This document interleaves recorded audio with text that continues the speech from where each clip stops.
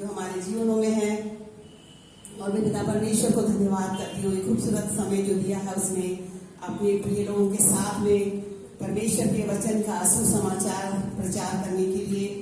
और मैं साथ ही धन्यवाद करती हूँ हमारी रेवरेंड संध्या मैसी के लिए। और मुझे सचमुच में गर्व है उनके ऊपर। जब मैंने पहली बार जब उनको देखा, उनका ऑर्डिनेशन होकर जब वो आई थी, तो मैंने परमेश्वर को धन्यवाद किया था कि एक महिला पास्टर को प्रभु आपने जो है खड़ा किया है। साथ ही मैं जो है हमारी बेटी मोनिका विक्टर के लिए धन्यवाद करती हूँ। मेरी स्टूडेंट रही है और डायसेक्शन इंग्लिश मीडियम स्कूल के अंदर, और मैंने भी मसीह कन्या विद्यालय और डायसेक्शन इंग्लिश मीडियम स्कूल के अंदर एक टीचर के रूप में और एक प्रिंसिपल के रूप में जो है सेवकाई दी है। और ये मेरे लिए अद्भुत समय है कि एक स्टूडेंट के द्वारा परमेश्वर ने मुझे इस स्थान पे बुलाया है। प्रभु से बहुत ऐसे आशीषित करे। और मैं आप लोगों के लिए एक वचन जो है देना चाहती हूँ आपकी कलीसिया के लिए। और यदि हम यूहन्ना 1 और उसकी 45वीं आयत को भी हम देखें, यूहन्ना 1 और उसकी 45वीं आयत को भी हम देखें, तो यहाँ पर इस तरह से लिखा हुआ है कि फिलिपुस जो है नतनएल से मिला और उससे कहा कि जिसका वर्णन मूसा ने व्यवस्था में और भविष्यवक्ताओं ने किया है वो हमको मिल गया है। वह यूसुफ का पुत्र यीशु नासरी है। जब फिलिपुस ने नतनएल से कहा कि मुझे वो जो है यूसुफ का पुत्र यीशु नासरी मुझको मिल गया है, तो नतनएल ने उससे कहा कि क्या कोई अच्छी वस्तु भी नासरत से निकल सकती है। जो है नतनएल ने विश्वास ही नहीं किया और उसने क्वेश्चन करा कि क्या कोई अच्छी वस्तु भी नासरत से निकल सकती है। और आप लोग जो धार के रहने वाले हैं, और हो सकता है कि धार का इतना नाम मध्य प्रदेश के अंदर नहीं है, केवल धार इस बात से जाना जाता है कि मांडव वहां पर है। परंतु परमेश्वर आज की सुबह चाहता है कि धार जो है एक आत्मिक रूप से जाना जाए, आत्मिक लोगों से जाना जाए, परमेश्वर के अभिषिक्त लोगों से, परमेश्वर के दास और दासियों से जाना जाए। आमेन, हालेलुया। तो आप तैयार हो जाइए। जब हम परमेश्वर का वचन जब प्रचारित किया जाता है, आपसे ध्यान से सुनिए और उसको अपने हृदय के अंदर आत्मसात करिए। और जब आप परमेश्वर के वचन को अपने अंदर लेंगे, तो परमेश्वर के वचन के अंदर जीवन है, छुटकारा है, चंगाइयां हैं, आशीषें हैं। और जब हम उसे ध्यान से सुनते हैं और अपने जीवन में आत्मसात करते हैं, तो निश्चय जो है परमेश्वर का वचन जो आशीषों को, पवित्र आत्मा की सामर्थ को, अभिषेक को, जीवन को, चंगाइयों को लेकर के आता है, आशीषों को लेकर के आता है। हालेलुया। तो आप तैयार हो जाइए परमेश्वर के वचन को सुनने के लिए, क्योंकि परमेश्वर की दृष्टि आपके ऊपर लगी हुई है। आइए हम प्रार्थना करें।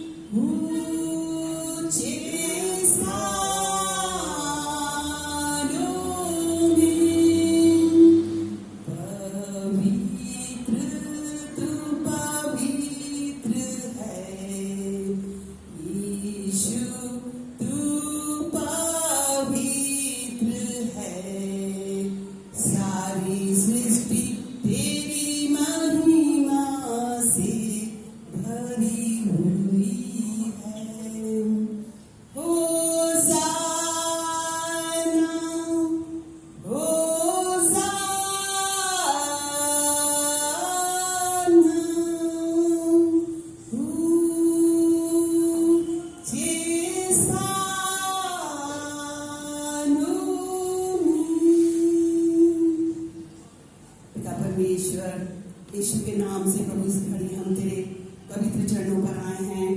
और प्रभु यीशु मसीह, तू अपने वादे के अनुसार हमारे बीच में आया है। प्रभु हम तुझे सिजदा करते, हम तुझे धन्यवाद करते, यीशु हम तेरी आराधना करते, तेरी महिमा गाते, तुझे धन्य कहते हैं।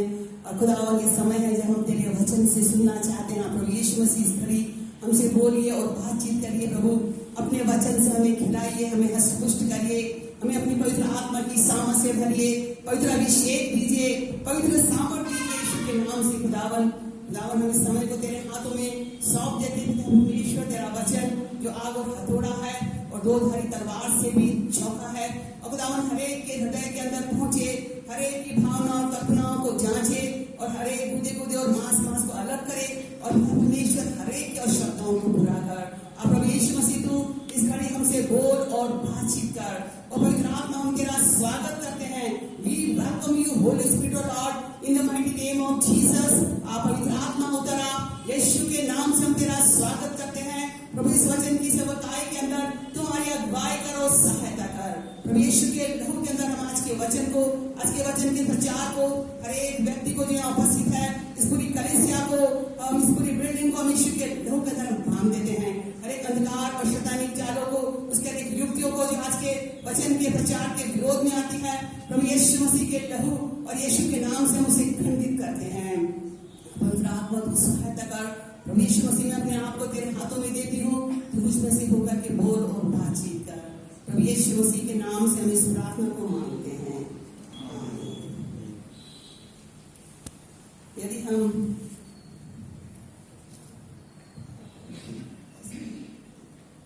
हम दूसरा कुरिन्थियों और उसका 9वां अध्याय और उसकी 15वीं आयत को देखें।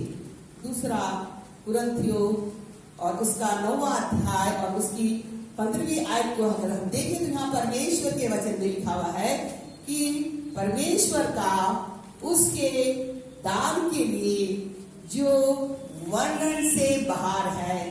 धन्यवाद। आमेन।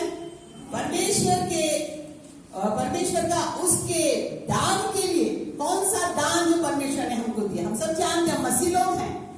आमेन। यीशु मसीह जो है परमेश्वर का दान। तो परमेश्वर का वचन कह रहा है कि परमेश्वर के उसके दान के लिए जो वर्णन से बाहर है। धन्यवाद हो। हम सब आज अपने हृदय को खोले और हम परमेश्वर को धन्यवाद करें। धन्यवाद हो प्रभु यीशु के लिए।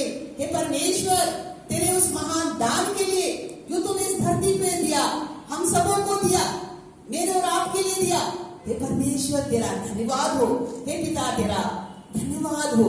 और यदि हम इसको इंग्लिश के अंदर, फॉर हिज अनस्पीकेबल गिफ्ट, एक ऐसा गिफ्ट, एक ऐसा दान जिसका कि हम वर्णन नहीं कर सकते हैं, मुंह से नहीं बोल सकते। यदि हमको कोई गिफ्ट मिले तो हम, यदि कोई हमको कोई इनाम दे तो हम केवल उसको बिना खोले हुए, बिना देखे हुए उसका वर्णन नहीं कर सकते। बिना उसको अनुभव करे, इस्तेमाल करे हुए हम उसका वर्णन नहीं कर सकते हैं। तो परमेश्वर ने जो अपना दान इस संसार को दिया, मुझे और आपको दिया, परमेश्वर ने अपने पुत्र यीशु मसीह को दिया। तो जब हम उस दान को हम अपने जीवन में आत्मसात करते हैं, हम अपने जीवन में उसको उपयोग में लाते हैं और जब उसकी आशीषों को अपने अंदर लेते हैं, तब हम उसका वर्णन कर सकते हैं। है ना? तब हम अपनी गवाही दे सकते हैं कि परमेश्वर ने अपने पुत्र यीशु मसीह को जो है इस जगत के अंदर भेजा। तो हम उसको जो है अनुभव कर सकते हैं, हम उसको एंजॉय कर सकते हैं। प्रभु यीशु मसीह को जब हम अपने जीवन के अंदर ग्रहण करते हैं, बिना परमेश्वर के उस दान को, यीशु को बिना ग्रहण करे हुए हम जो है इस संसार के अंदर उसकी गवाही नहीं दे सकते, उसके नाम को हम ऊंचा नहीं कर सकते। यदि हम यूहन्ना 3 और उसकी 16वें अध्याय को देखें तो वहां लिखा है कि परमेश्वर ने जगत से ऐसा प्यार करा कि अपना इकलौता पुत्र यीशु को दिया, ताकि जो कोई उस पर विश्वास करे, जो कोई, यहाँ पर जो है स्वतंत्रता है संसार के लिए, मेरे और आपके लिए, जो कोई उस पर विश्वास करेगा कि वो नाश नहीं होगा। आज हम देखते हैं कि सारा संसार नाश होने के कगार पर है। एक वायरस ने सारे संसार के अंदर उथल पुथल जो है कर दी है। बड़े बड़े शक्तिशाली देशों को भी, हम देखते हैं अमेरिका को भी जो है उसने जो है विचलित कर दिया है। जो इतना प्रॉस्पर कंट्री है उसको भी हम देखते हैं, सारे संसार को एक वायरस ने जो है एक मृत्यु के देश में हम पाए जाते हैं और जो है हम नाश हो रहे हैं। प्रतिदिन हम खबर सुनते हैं, यहाँ पर ये इसको कोरोना वायरस हो गया, यहाँ पर ये इसकी डेथ हो गई, ऐसा हो गया, ऐसा हो गया, और हम जो है भयभीत हो जाते, डर जाते हैं। और परमेश्वर का वचन कहता है कि यदि कोई उसके पुत्र यीशु मसीह के ऊपर विश्वास करेगा तो वो नाश नहीं होगा, वो नाश नहीं होगा, अर्थात कि वो अपनी पूरी आयु को जिएगा, अर्थात कि वो पाप के अंदर नाश नहीं होगा, वो अनंत काल के जीवन को, पापों की क्षमा को, उद्धार और जीवन को प्राप्त करेगा। और जो है अनंत काल का जीवन, मतलब एवरलास्टिंग लाइफ को मरने के बाद एक और जीवन है, अनंत काल का जीवन, एवरलास्टिंग लाइफ जो है हम प्राप्त करेंगे। तो परमेश्वर का जो दान, जो वर्णन से बाहर है, जिसे हम एक्सप्लेन नहीं कर सकते, हम उसे अनुभव कर सकते हैं अपने जीवन के अंदर जब हम उसे ग्रहण करते हैं। ग्रहण करिए यीशु को। यदि आज आपका ये जो क्रिसमस है बिना यीशु मसीह का है, बिना परमेश्वर के वचन को पढ़े हुए आपका क्रिसमस है, बिना प्रार्थना करे हुए आपका जीवन है, यीशु मसीह आपको बुला रहा है।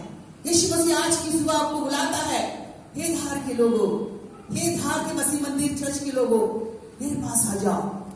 इस नाश होने वाली संसार के अंदर, संकटों के अंदर, बीमारियों, रोग से भरी हुई इस जीवन के अंदर प्रभु यीशु मसीह आपको जीवन देने के लिए, आपको शांति और आनंद देने के लिए बुलाता है।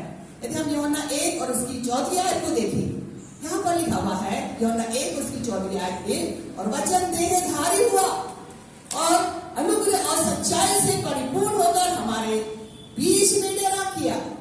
परमेश्वर का वचन जो स्वयं प्रभु यीशु मसीह है, बाइबल कहती है उसने देह को धारण करा, मरियम की कोख के अंदर वो एक बालक बन करके आया, एक उद्धारकर्ता बन करके आया।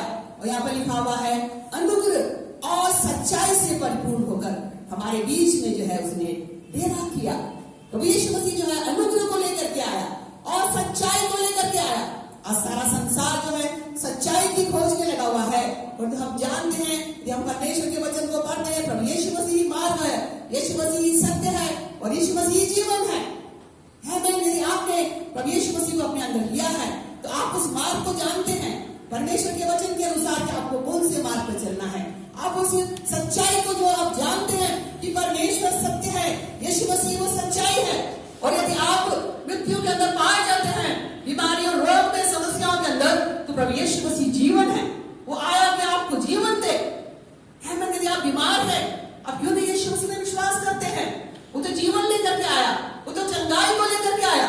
फिर हम क्यों जो है कमजोरियों, तकलीफों और समस्याओं का तरफ बढ़े हुए हैं? क्योंकि हमने परमेश्वर के उस गिफ्ट को, उस दान को खोलकर देखा ही नहीं है, उसे हमने जाना ही नहीं है, उसके बारे में हम कुछ भी नहीं जानते। इसलिए हम अन्य संसार के लोगों के समान दुख और पीड़ा और निराशा का अंदर हम पड़े हुए हैं। और यहाँ पर लिखा हुआ है कि हमने वो हमारे बीच में यीशु ने डेरा किया और हमने उसकी महिमा देखी, जैसे पिता के एक लौटे की महिमा देखी। और 16वीं आयत में लिखा हुआ है क्योंकि उसकी परिपूर्णता में से हम सब ने प्राप्त किया था अनुग्रह पर अनुग्रह। एक अनुग्रह पाए, दूसरी बार फिर अनुग्रह को पाया। बार बार हम पाप करते हैं, बार बार जो है यीशु मसीह हमको माफ करता है, बार बार उसका लहू हमें शुद्ध करता है, और हम पूरी जिंदगी हम उसी प्रोसेस में चलते रहते हैं। और हम खुश होते हैं कि यीशु मसीह हमारे पापों को क्षमा जो है कर रहा है। हम अनुग्रह पर अनुग्रह हम प्राप्त कर रहे हैं, पर तो हमारा जीवन वैसा ही कि वैसा है जैसे पहले था, वैसा ही हमारे जीवन में कोई बदलाव नहीं हो रहा। और तो आज की सुबह प्रभु यीशु मसीह आपसे कहता है हम अपने जीवन को जांचे, उस अनुग्रह को का अपमान न करें। परमेश्वर के अनुग्रह को यीशु मसीह जो है इस जगत में लेकर के आया। और आगे 17वीं आयत में लिखा इसलिए कि व्यवस्था तो मूसा के द्वारा दी गई, और तो अनुग्रह और सच्चाई यीशु मसीह के द्वारा पहुंची। परमेश्वर को किसी ने कभी नहीं देखा, इकलौता पुत्र जो पिता की गोद में है उसी ने उसे प्रकट करा। परमेश्वर को किसी ने नहीं देखा। और बाइबल कहती है कि इकलौता पुत्र जो प्रभु यीशु मसीह है, जो कि मरियम की कोख के अंदर आया और संसार के अंदर आया। और यहाँ पर अगर इंग्लिश ट्रांसलेशन के अंदर हम देखें तो वहां पर जो है लिखा है कि उसके गोद को जो है भस्म कहा गया है, उसे हार्ट कहा गया है, मानो कि प्रभु यीशु मसीह जो है परमेश्वर का हृदय है जो कि प्रेम से भरा हुआ है। जब प्रभु यीशु मसीह संसार के अंदर था, जब वो चलता फिरता था, मानो परमेश्वर जो है उसका प्रेम इस संसार के अंदर चलता फिरता था। जब प्रभु यीशु मसीह ने जो है भीड़ को देखा, बाइबल कहती है तो वो तरस से भर गया और उसने कहा कि ये ऐसे लोग हैं जिनका कोई रखवाला नहीं, ये भटके हुए हैं, ये निराश और उदास हैं, ये बीमार हैं, दुष्टात्माओं से ग्रसित है। तो बाइबल कहती है कि उसने दुष्टात्माओं को जो है लोगों के जीवन से निकाला। उसने जो है अंधों को आंखें दी, लंगड़ों को चलाया और मुर्दों को जिलाया। और हमने जो है परमेश्वर के उस प्रेम को जो है जो कि हमको दिया गया, हमने देखा प्रभु यीशु मसीह के अंदर। और आज भी वो परमेश्वर जो हमको देता है, यदि हम उसमें विश्वास करते हैं यीशु मसीह पर, उसके पुत्र के ऊपर, तो वो जो है उसका अनुग्रह जो है मेरे और आपके जीवन के अंदर जो है आता है। वास्तव में अनुग्रह क्या है? अनुग्रह का मतलब है फेवर, तरफदारी। जब सारा संसार हमारे विरोध में खड़ा हुआ है, यदि परमेश्वर हमारी ओर खड़ा हुआ है तो हमारा बैरी कौन हो सकता है? ये एक मसीह की गवाही है। यदि आपके जीवन के अंदर लोग आपको तिरस्कार करते हैं और यदि आप यीशु मसीह में विश्वास करते हैं और यीशु मसीह आपके दिल के अंदर है, आपके जीवन के अंदर है, तो आपका विरोधी कौन हो सकता है? एक फेवर का हम प्राप्त करते हैं और जो है अनुग्रह वो चीज है कि जिसके योग्य हम नहीं थे, जिसके हम लायक है ही नहीं, वो हमको दिया गया। और अनुग्रह वो चीज है जिसे हम खरीद नहीं सकते। हम अपने पापों की क्षमा को खरीद नहीं सकते। हम अपने कितना भी पैसा लगा के हम कहें कि हे परमेश्वर तू मेरे पापों को क्षमा कर दे, हमारे पाप जो है क्षमा नहीं हो पाएंगे। मेरे प्रियो, केवल अगर हमारे पाप क्षमा होंगे तो वो परमेश्वर के अनुग्रह के द्वारा ही हो सकते हैं। तो यीशु मसीह जो है इस संसार के अंदर जो वो गिफ्ट है, जो अनुग्रह को लेकर के आया, सच्चाई को लेकर के आया, सत्य को लेकर के आया, और जो है वो अनुग्रह जो है चंगाई को लेकर के आया। बाइबल कहती है यीशु ने कोड़े खाए ताकि हम चंगे हो जाए। क्या आपने कभी ऐसी प्रार्थना करी कि प्रभु यीशु मसीह में विश्वास करती हूँ कि तेरे कोड़े खाने से मैं चंगी हो गई? ये तो उस गिफ्ट के अंदर है। परमेश्वर का जो वरदान यीशु मसीह वो प्रेम से लिपटा हुआ है और उसके अंदर उत्तम से उत्तम आशीषें हैं। उसके अंदर जो है उद्धार है, पापों की क्षमा है, छुटकारा है, चंगाई है, शांति है, आनंद है और हमेशा का जीवन है। हालेलुया, हमेशा का जीवन, एवरलास्टिंग लाइफ। ये तो मनुष्य चाहता है, मनुष्य मरना नहीं चाहता है। हालेलुया। तो क्या आपने, मैं आपसे प्रश्न पूछूं कि क्या आपने उस गिफ्ट को खोल के देखा? ये प्रश्न है एक मेरा। यदि हमको, मैंने एक महिला को जानती हूँ, जब उसको क्रिसमस में गिफ्ट मिलता था तो वो उसको खोलती नहीं थी। मैं उससे पूछती थी तुम खोलती क्यों नहीं हो? अरे रहने दो, सुरक्षित रहेगा, याद रहेगी किसने दिया था, कहाँ मिला था। और उसने जो है सारे गिफ्ट को जमा करके रखा, परंतु उसने खोल के नहीं देखा। बहुत बार एक मसीह जीवन ऐसा ही होता है। हम यीशु मसीह को नहीं जानते, उसके इकलौते पुत्र को नहीं जानते, वो क्या कर सकता हमारे जीवन में आकर के, क्योंकि हम परमेश्वर के वचन को नहीं पढ़ते हैं। क्योंकि हम परमेश्वर के वचन को नहीं पढ़ते तो हम जानते नहीं, इसलिए हम प्रार्थना भी नहीं करते। और क्योंकि हम प्रार्थना नहीं करते इसलिए हमारा जीवन जो है हारा हुआ, थका हुआ, मरा हुआ और संसार के लोगों के समान है। और तो परमेश्वर चाहता है कि एक मसीही जीवन अलग दिखाई दे। यीशु मसीह ने कहा कि मैं जगत की ज्योति हूँ, फिर उसने कहा तुम जगत की ज्योति हो। और ये संसार जो है अंधकार में पड़ा हुआ है और प्रभु चाहता है कि हम जो है प्रभु यीशु मसीह की ज्योति बन करके इस संसार के अंधकार में पड़े हुए लोगों के बीच में, बीमारियों, रोग और समस्याओं के बीच में पड़े हुए लोगों के बीच में हम जाएं, ज्योति की संतान बन करके। हालेलुया। यीशु मसीह आपको बुलाता है उस ज्योति को बनने के लिए। अपना जीवन यीशु के हाथों में दीजिए, अपने जीवन को उसके हाथों में समर्पित करिए। तो यहाँ पर जो है क्या हमने जो है उस गिफ्ट को ग्रहण करा है?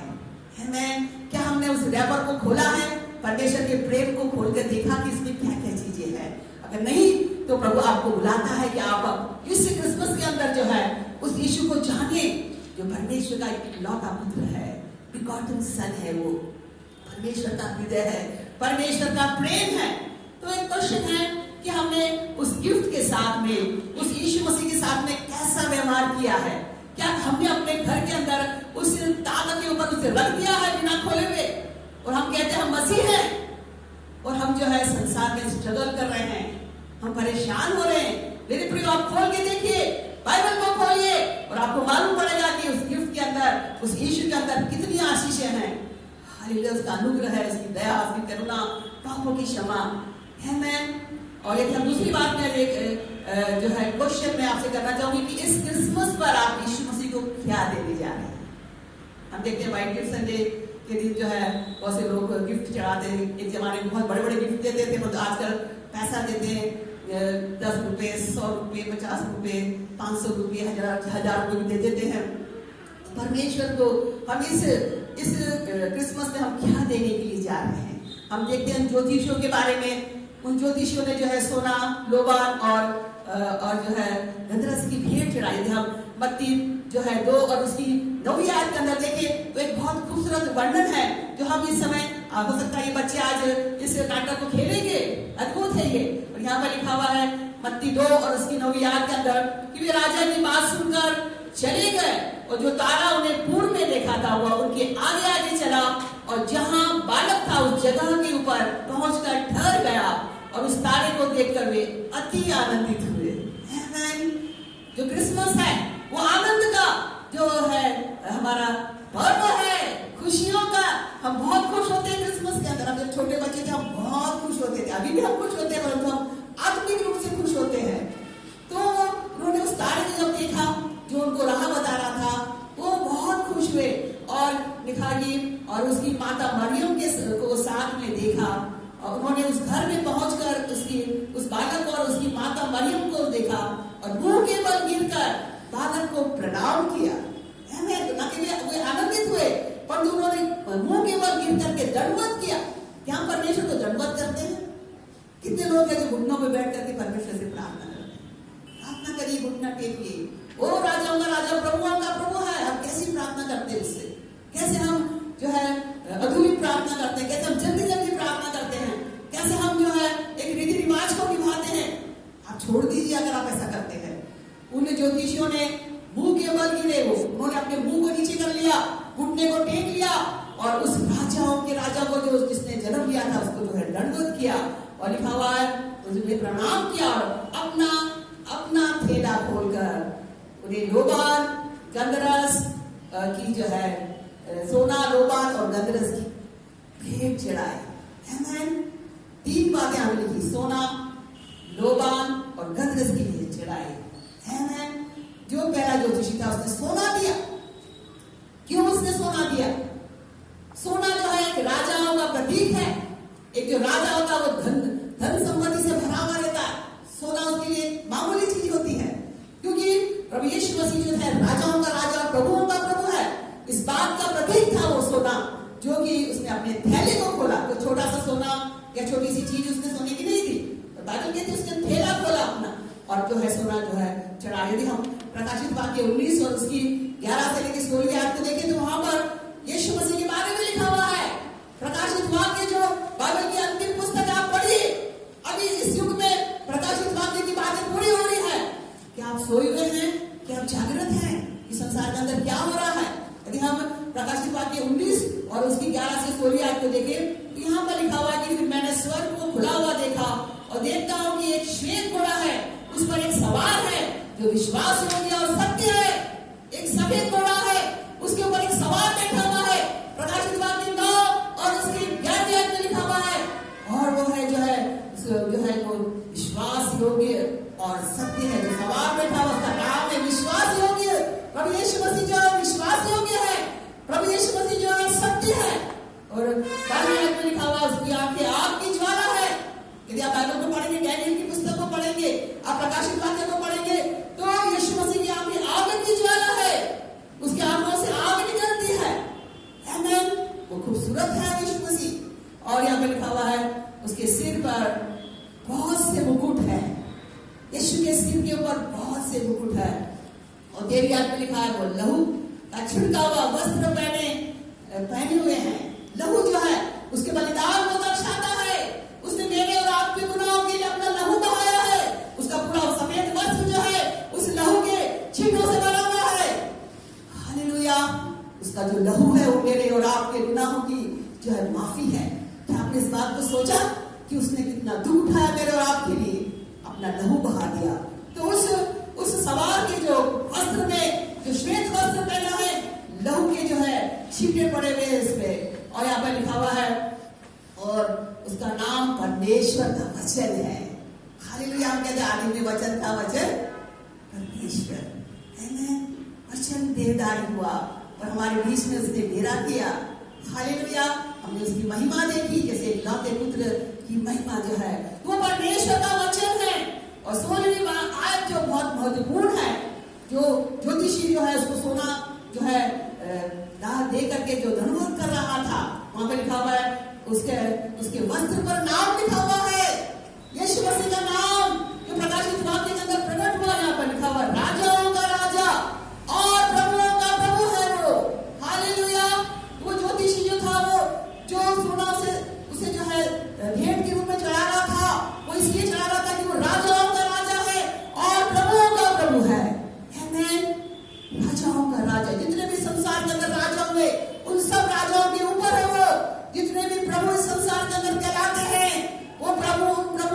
प्रभु है वो। बहुत से मसीह लोग जो है इस संसार के प्रभुओं के पीछे भाग जाते हैं। वे परमेश्वर के वचन को नहीं सुनते, वे परमेश्वर के वचन में विश्वास नहीं करते, वे प्रार्थना नहीं करते, वे अधूरे मसीह है और आधे शैतान के हाथों में है और आधे वो मसीह बनते हैं। इसलिए उनका जीवन जो है पीड़ाओं से और दुखों से जो है भरा हुआ है। मेरे प्रियो, आज के इस क्रिसमस में यीशु मसीह जो आपको बुला रहा है और जो मैं आपसे पूछूं कि आप इस क्रिसमस में यीशु मसीह को क्या देने जा रहे हैं। इस क्रिसमस में अद्भुत क्रिसमस है। ये क्रिसमस जो है अन्य क्रिसमसों से अलग है। हमारे सारे प्रोग्राम्स, हमारे सारे डिनर्स, हमारे सारे सेलिब्रेशन एक तरफ रख दिया है परमेश्वर ने।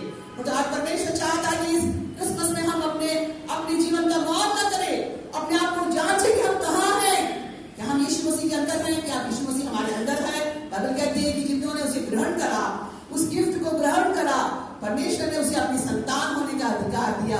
अर्थात कि वो मां से लहू से नहीं या मनुष्य की इच्छा से नहीं, और वो परमेश्वर से उत्पन्न हुए हैं। मैं आपसे पूछूंगी, क्या आप परमेश्वर से उत्पन्न हुए हैं? क्या परमेश्वर से उत्पन्न हुए हैं? क्या अभी भी आप अपने माता पिता के द्वारा उत्पन्न हुए हैं? यीशु मसीह आपको बुलाता है आज की सुबह कि आप परमेश्वर से उत्पन्न हो जाइए, परमेश्वर के पुत्र यीशु मसीह में विश्वास करके उसको अपने जीवन में आत्मसात करके। यदि हम 12वीं आयत को रोमियो 12 उसकी 1 आयत को देखें, रोमियो 12 उसकी 1 आयत को, ये जो है हम जो है इस क्रिसमस में हम चढ़ाएं। यहाँ पर लिखा हुआ है, इसलिए हे भाइयों, मैं तुमसे परमेश्वर की दया स्मरण दिलाकर विनती करता हूँ कि अपने शरीरों को जीवित और पवित्र और परमेश्वर को भावता हुआ बलिदान करके चढ़ाओ। आज यीशु मसीह आपको पुकार रहा है, अपने जीवनों को पवित्र कर लो। यीशु के लहू के द्वारा पापों की क्षमा को ले लीजिए। और यहाँ पर लिखा हुआ है, परमेश्वर को भावता हुआ बलिदान, यही परमेश्वर को भावता है, यही बलिदान उसे पसंद है कि संसार के लोग पर यीशु मसीह को जीवन में ग्रहण करें, संसार के लोग यीशु के लहू से शुद्ध हो जाए, उसके पुत्र और पुत्री बन जाए, उसकी इच्छा को पूरा करे, उसकी महिमा करे। आज की जो है सुबह प्रभु आपको पुकार रहा है कि आप अपने जीवन को पवित्र करके और जो है परमेश्वर को जो है भावता बलिदान करके चढ़ाएं, ताकि यही हमारी आत्मिक सेवा है। तब हम परमेश्वर की आत्मिक सेवा कर पाएंगे, तभी हम जो है आगे बढ़ पाएंगे परमेश्वर की इच्छा को पूरा करने के लिए। दूसरी आयत में लिखा कि संसार के सदस्य न बनो, और तो तुम्हारे मन के नए हो जाने से तुम्हारा चाल चलन भी बदलता जाए। जब यीशु मसीह हमारे मन के अंदर आता है तो हमारा मन बदल जाता है। तो जब हमारा मन बदलता है, क्योंकि यीशु मसीह हमारे दिल में आता है, तो हमारा चाल चलन भी बदल जाता है। हमारी बोल, हमारी चाल, हमारा व्यवहार सब कुछ बदल जाता है, क्योंकि यीशु मसीह हमारे जीवन में आता है, वो सब कुछ जो है बदल जाता है। और लिखा हुआ है, जिससे तुम परमेश्वर की भली और भावती और सिद्ध इच्छा को मालूम करो। क्यों हम आज परमेश्वर की इच्छा को नहीं जान पाते? क्यों हम परमेश्वर की आवाज को नहीं सुन पाते? क्योंकि हमने अभी तक यीशु मसीह को अपने जीवन में ग्रहण ही नहीं करा, और यदि ग्रहण किया हुआ अधूरे रूप से ग्रहण करा है। तो आज परमेश्वर चाहता है कि आप जो है उस यीशु मसीह को, उसके पुत्र को अपने जीवन में ग्रहण करके उसकी भली और भावती इच्छा को हम जान ले कि परमेश्वर जो है अपने जीवन से क्या चाहता है। और इस घड़ी यीशु मसीह हमारे बीच में है, अब जहां कहीं भी बैठे हुए हैं, यीशु मसीह इस घड़ी आपसे बातचीत कर रहा है। और क्योंकि परमेश्वर यीशु चाहता है कि ये क्रिसमस आपके लिए एक अद्भुत क्रिसमस बन जाए, एक आत्मिक क्रिसमस बन जाए। और जो दूसरा ज्योतिषी था, उसने लोबान जो है चढ़ाया। हालेलुया। जो लोबान है, जो है वो परम पवित्र स्थान में जो है याजक लोग जो है लोबान को जलाते थे। यरूशलेम के मंदिर के अंदर धूप जलाते थे, वो लोबान को जलाते थे, क्योंकि प्रभु यीशु मसीह जो है परमेश्वर, स्वयं परमेश्वर है। वो ईश्वरों का ईश्वर है, ईश्वरों का परमेश्वर है, और जरूरी है कि उसके सामने जो है लोबान लाया जाए, वो उस धूप को जलाया जाए। उस ज्योतिषी ने, जो दूसरा ज्योतिषी था, उसने लोबान को जलाया। और लोबान जो है वो आराधना को दिखाता है। हम कैसे आराधना करते हैं, कैसे आराधना करते हैं, और स्वर्ग के अंदर कैसे आराधना होती है, कैसे स्वर्गदूत गाना गाते हैं। यदि आप एक बार स्वर्ग का दृश्य देख लेंगे, यदि आप स्वर्गदूतों को गाते हुए देखेंगे, आप जो है मुंह के बल गिर जाएंगे। हालेलुया। और परमेश्वर चाहता है कि इस संसार के उसके बेटे और बेटियां भी ऐसी आराधना करे जैसे स्वर्ग में उसकी आराधना होती है। इसलिए हम यूहन्ना 4 और उसकी 4वीं आयत को देखें, 24वीं आयत को देखें, यूहन्ना 4 उसकी 24वीं आयत को, तो परमेश्वर आत्मा है और अवश्य रहेगी उसकी आराधना जो है, आराधना करने वाले आत्मा और सच्चाई से साथ आराधना करे। परमेश्वर चाहता है कि हम उसके पुत्र और पुत्री बनकर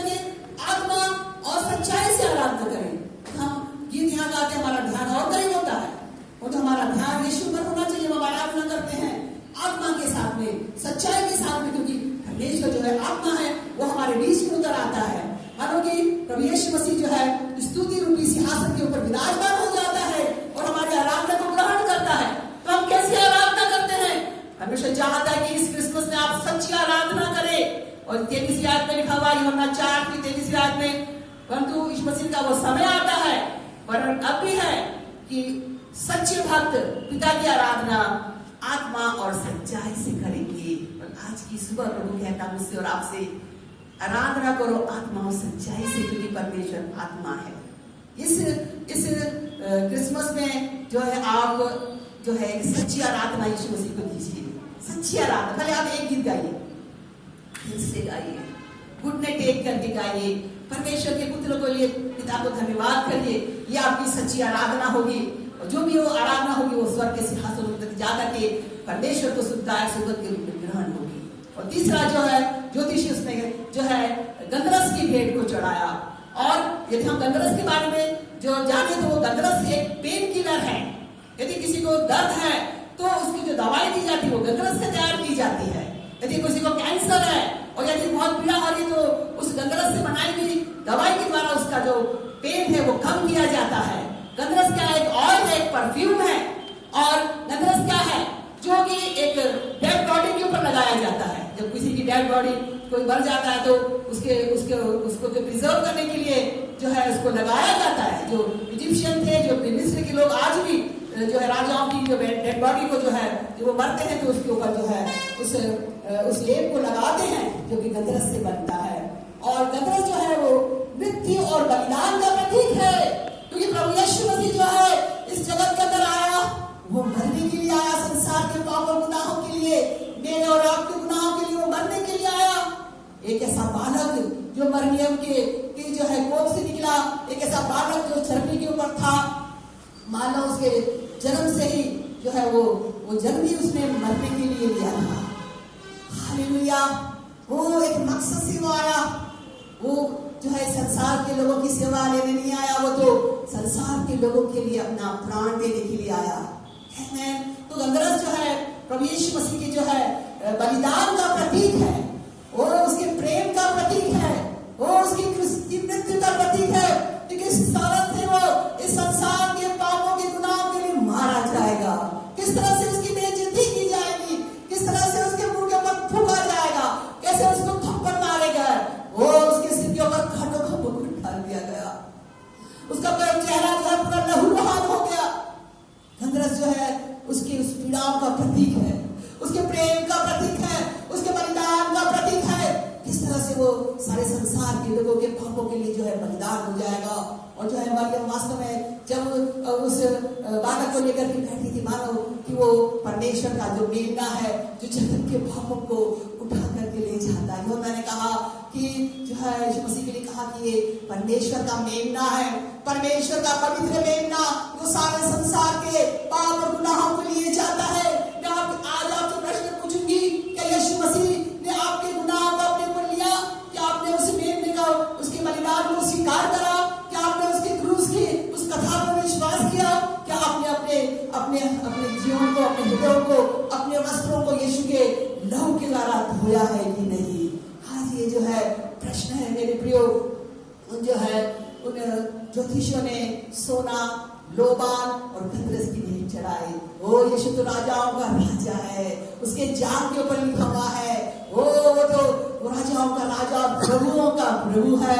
और हम देखते हैं कि वो तो उसको लोबान चढ़ाया गया, वो आराधना की योग्य है। उसको जो है गंधरस चढ़ाया गया, उसकी मृत्यु का, उसके बलिदान का प्रतीक है। और तो आज ये प्रश्न उठता है मेरे और आपके लिए प्रभु यीशु मसीह क्या है? परमेश्वर के वो दान जो हमको दिया गया, जो वर्णन से बाहर है, हो उसको धन्यवाद हो। हालेलुया। क्या आपने उस दान को खोल करके देखा?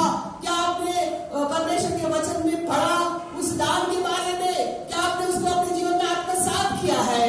वो यदि नहीं तो आज की सुबह जो यीशु आपको बुलाता है। आइए हम अपने स्थानों में खड़े हो जाएं और यीशु मसीह इस घड़ी हमारे बीच में है और अपने जीवन को आज हम यीशु के हाथों में समर्पित करें। हर एक व्यक्ति को खड़ा हो जाए। यदि आप एक अद्भुत क्रिसमस मनाने जा रहे हैं, आज की सुबह प्रभु यीशु मसीह आपको बुला रहा है और आप अपने जीवन को अपने आप को यीशु के हाथों में दे